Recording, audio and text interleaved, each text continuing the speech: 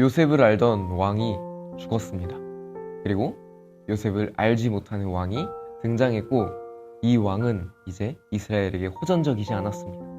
이 왕은 이스라엘을 두려워하였고, 이제 그 왕은 이스라엘을 박해하기 시작했습니다.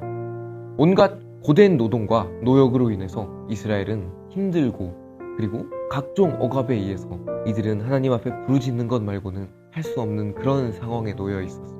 이런 이스라엘을 애굽에서 인도하여 내시기 위하여 하나님께서는 한 사람을 준비시키셨는데, 그 사람은 바로 모세입니다. 모세는 본인이 하나님의 일을 하는 사람이라고 분명히 알고 있었습니다. 그러나 모세는 광야에서가 아닌 이집트에서 40년을 보낸 모세는 아직 하나님의 일을 하기에는 하나님이 보시기에 충분하지 않았던 것 같습니다. 모세는 동족이 괴롭힘을 받는 거 보고 분노하여서 괴롭히는 자를 때려 죽이기까지 하는 사람이었습니다. 그러나 사람을 죽인 대가로 모세는 광야로 도망쳐야만 했습니다. 광야에 가서 모세는 어떤 생각을 했을까요? 조금만 지나면 하나님께서 다시 나를 불러주실 거야. 하나님께서 다시 나를 사용해 주실 거야. 그렇게 하루가 지나고 한 달이 지나고 1년이 지나고 몇 년이 지나도 모세에게 하나님은 나타나지 않으셨습니다. 그곳에서 모세가 할 수 있는 일은 무엇이었을까요? 아니, 그곳에서 모세가 할 수 있는 일이 있기는 있었을까요? 모세는 양을 치는 것 말고는 할 수 있는 일이 없었습니다. 40년간 왕자의 삶을 살다가 40년간 나그네의 삶을 살게 되는 것입니다. 그렇게 40년이 지난 시간이 지나고 이제 모세에겐 어떠한 희망도 소망도 없는 그러한 상태까지 되었습니다.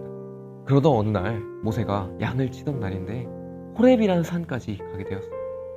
그 호렙에서 모세는 아주 희한한 광경을 목격합니다.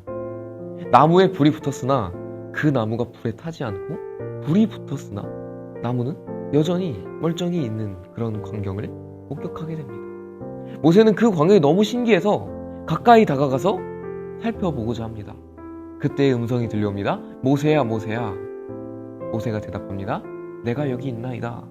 그리고 또 음성이 들려옵니다. 가까이 오지 말라. 내가 선 곳은 거룩한 땅이니 내 발에서 신을 벗으라. 마침내 하나님께서 모세를 찾아오셨고, 이 순간은 모세의 인생이 완전히 뒤바뀌는 순간이었습니다. 하나님께서는 분명히 그분의 일을 이루시지만 사람을 통해서 이루시기도 합니다. 그리고 그 사람을 통해 일하실 때 하나님은 그 사람이 하나님께서 쓰시기에 충분할 때까지 참고 기다리십니다.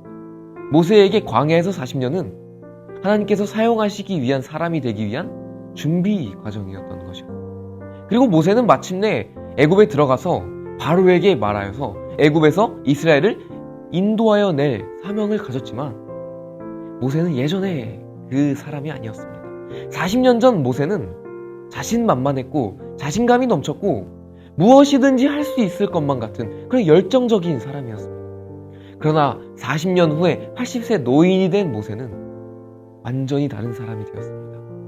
이제 모세에겐 힘도 없고 능력도 없고 이제 소망도 없고 의지할 것도 없는 그냥 나이가 든 노인이었을 뿐입니다. 그런데 그거 아시나요? 호렙이라는 산의 뜻은 폐허입니다. 이스라엘 상황과 모세의 상황이 이런 폐허 속에 있는 것 같았습니다. 이스라엘은요, 그렇게 오랜 시간 하나님께 부르짖었지만 하나님께서 응답하지 않으시는 것처럼 보였고, 그들의 힘든 시간은 끝날 것처럼 보이지 않았고, 그들을 억압하는 세력은 영원할 것 같은 그러한 아무것도 없는 그런 폐허 속에 있는 상황이었습니다. 모세의 상황도 마찬가지였습니다. 모세는 왕의 자리에 있던 사람이었지만, 가장 높은 자리에 있던 사람이었지만, 지금은 가장 낮은 자리에 있는 아무것도 갖지 않는 그러한 상황이었습니다. 그런데 하나님께서는요, 그러한 폐허 속에서 만나셨습니다. 그리고 그러한 폐허 속에서 모세를 사용하시기 위하여 나타나셨는데, 하나님의 일을 하기 위하여 모세에게 필요했던 것은 어떠한 세상의 능력도 아니었고요, 세상의 지위도 아니었고요, 세상의 위치도 아니었고요, 가치관도 아니었고요, 모세의 어떤 열정도 아니었습니다. 하나님께서 모세에게 그 크신 일을 맡기실 때 요구하셨던 것은 단 하나입니다. 내 신을 벗으라. 신을 벗는다는 것은요, 우리가 룻기에서도 알 수 있듯이 권리를 포기한다는 표현입니다. 그래서 하나님께서 모세에게 말씀하십니다. 내 신을 벗으라. 너가 갖고 있던 모든 권리들을 하나님 앞에 내려놓아라. 너가 지금 돈을 의지하고 있느냐? 돈을 내려놓아라. 너가 지금 자리를 의지하고 있느냐? 그 자리에서 내려와라. 너가 사람을 의지하느냐? 사람을 내려놓아라. 그리고 말씀하십니다. 너의 주권을 하나님께 이양하라. 모세는 하나님의 일을 하기 위하여서 자기의 주권을 하나님께 이양해야만 했습니다. 그리고 그러한 순간이 될 때까지 40년이라는 시간이 걸렸고 하나님은 그 40년을 묵묵히 기다리고 계셨습니다. 그래서 하나님께서 말씀하십니다. 하나님의 자녀들, 하나님의 일을 하고자 하는 자들에게, 우리들에게도 똑같이 말씀하십니다. 내 신을 벗으라. 우리가 오늘날 신을 벗을 수 있는 것은 무엇일까요? 거룩하라는 말씀입니다. 거룩은요, 구별됨이라는 뜻이죠. 구별된 것은 멀리 있지 않습니다. 특별한 어떠한 조건에만 되는 것이 구별이 아닙니다. 마치 이런 것이겠죠. 지금 아이들을 보면 욕을 하진 않고는 대화가 되지 않는 수준이다 라고까지 말하는 시대가 되었습니다.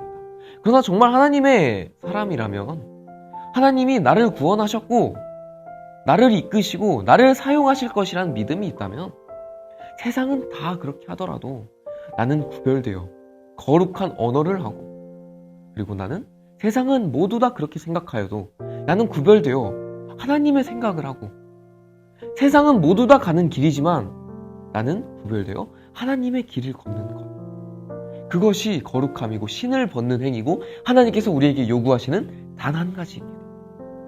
두렵죠? 우리가 지금까지 의지해왔던 것을 내려놓는 것, 학업을 포기한다는 것, 내가 꿈을 포기한다는 것, 내가 미래를 포기한다는 것, 굉장히 두려운 일입니다. 그러나 우리가 하는 포기는, 우리가 하는 내려놓음은 우리가 하나님 앞에 모든 것을 포기하고 모든 것을 내려놓고 나의 주인됨을 하나님께 드리면 놀라운 일이 벌어집니다. 무슨 일이냐면요, 하나님께서 모세에게 말씀하십니다. 너가 나에게 주권을 이양하고 너가 나의 일을 감당할 때, 너의 힘이 아닌 하나님의 힘으로 일을 감당할 때 무슨 일이 벌어지냐면요, 하나님께서 보시고 하나님께서 그들의 부르짖음을 들으시고 하나님께서 그들의 근심을 아시고 우리의 근심을 아시고 하나님께서 우리에게 내려오시고 하나님께서 우리를 그들의 손에서 건져내십니다. 그리고 마침내 하나님께서 우리를 아름답고 광대한 그 땅으로 인도하여 내십니다. 하나님은요, 옛날에 계셨던 하나님도 아니고요, 그때에 계셨던 역사 속에 계신 하나님도 아니고요, 지금 우리와도 함께 계시는 하나님이십니다. 그때 했던 약속을 지키시는 하나님이시고요, 그때의 하나님이나 지금의 하나님이나 동일하신 하나님이십니다. 그래서 우리가 하나님 앞에 모든 것을 내려놓을 수 있는 이유는요, 하나님께서 약속하셨기 때문입니다. 그리고 그 약속을 붙들고 하나님께 모든 것을 내려놓고 모든 것을 이양한 하나님 앞에서 신을 벗는 그러한 주님의 자녀들이 되길 소망합니다.